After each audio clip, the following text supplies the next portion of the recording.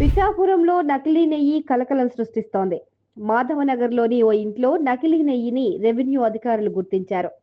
30 డబ్బాల్లో నిల్వ చేసిన నకిలీ నెయ్యిని అధికారులు స్వాధీనం చేసుకున్నారు. గోవులను చంపి వాటి కొవ్వుతో నెయ్యి తయారు చేస్తున్నట్లు ఆరోపణలు ఉన్నాయి.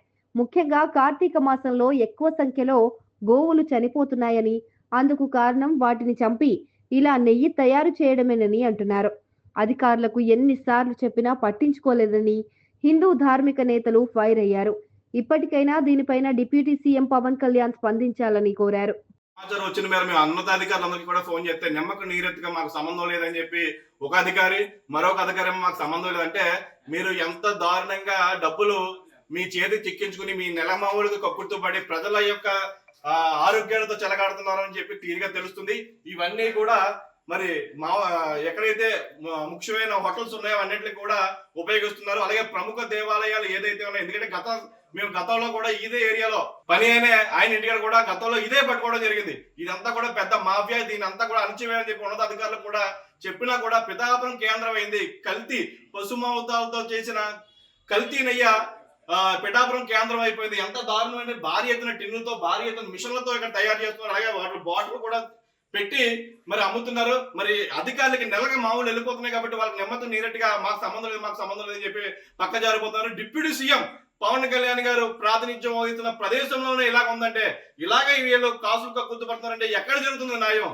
గోహత్యలు జరగకూడదని చెప్పి ఆయన క్లియర్ గా చెప్తున్నా కూడా మీరు చేసే పనులు ఎలాగున్న అధికారుల యొక్క కాసులు కక్కుర్తులకి గోవులు బలైపోతున్నాయి. ప్రజల ఆరోగ్యాలతో చెలగాడుతూ మారుతున్నారు. మరి ముఖ్యమైన విషయం, ఎక్కడైతే ఇటువంటి పశు వ్యర్థాలతో దీపాలు పెడతారో అక్కడ ఆ గాలంతా కూడా కలుషితమై భయంకరమైన రోగాలతో ప్రజలు చనిపోతారు. వీటన్నిటిని కూడా అరికెట్టవలసిన అధికారులు కాసులు కక్కుర్తుల కాసులు మొత్తం జోగుతున్నారు.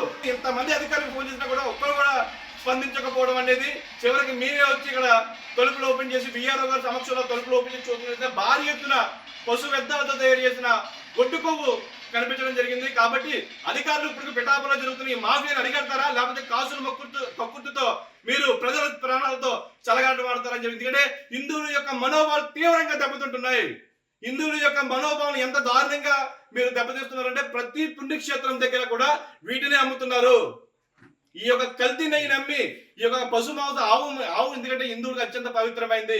అటువంటి పవిత్రమైన ఆవుని చంపి వాటిని మాంసాలతో ఉడికించి వాటి యొక్క కల్తీ కొవ్వుతో మీరు ప్రతి గుడి దగ్గర కూడా ప్యాకెట్లు అమ్ముతున్నారంటే, ప్రతి గుడి దగ్గర బాటిల్ అమ్ముతున్నారంటే ఎంత దారుణం. మీరు చూసినట్టయితే మిషన్ కూడా ఇక్కడే ఉంది, ప్యాకెట్లు చేసే మిషన్ ఎక్కడ ఉంది, బాటిల్ ఎక్కడ ఉంది, ఆ నెయ్యి కూడా అక్కడ ఉంది. మరి ఏ అధికారి మాకు సంబంధం లేని చెప్పి దులుపుకుంటున్నారో, మీకు సంబంధం లేకపోతే అధికారులుగా రజన చేసేయండి. ఎవరు ఉన్నత మంచి వ్యక్తులు వస్తారు. ఎందుకంటే సార్ ఈ పాపాన్ని మీ కుటుంబాలకు రాసుకుంటారా? ఏదైతే ఆవులను చంపి ఆ పశు మాంసాలతో చెప్తానో ఈ పాపాన్ని మీ కుటుంబాలకు రాసుకుంటారని చెప్పి మేము అడుగుతున్నాం.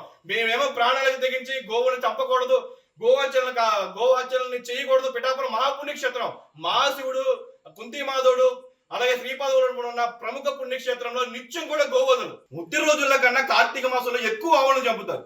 కారణం ఏంటంటే వీటితో గిరాకీ ఎక్కువ అంట. ఎందుకంటే ప్రతి దిక్కున కూడా ఈ ప్యాకెట్లు సరఫరా చేయడం, ప్రతి దేవాలయాల దగ్గర ప్రతి కొట్ల దగ్గర ఈ యొక్క కల్తీ ప్యాకెట్లు దొరుకుతున్నాయి. వీటితో భగవంతుడికి అర్పించి వాటితో పాపం చేస్తారు. ఈ రోజు కార్తీక మాసం, ఈ రోజు కార్తీక పౌర్ణమి. ఈ రోజు కార్తీక పౌర్ణమిలో ఎంత మంది హిందువులతో ఈ పాపం చేయించారని చెప్పి మనసు వెలవెల్లాడిపోతుంది. కాబట్టి సనాతన ధర్మాన్ని రక్షించే డిప్యూటీ సీఎం పవన్ కళ్యాణ్ గారు దీని మీద ఏ విధంగా స్పందిస్తారని చెప్పి హైందవులందరం కూడా నిరీక్షిస్తూ ఉంటామని చెప్పి తెలియజేస్తున్నాం.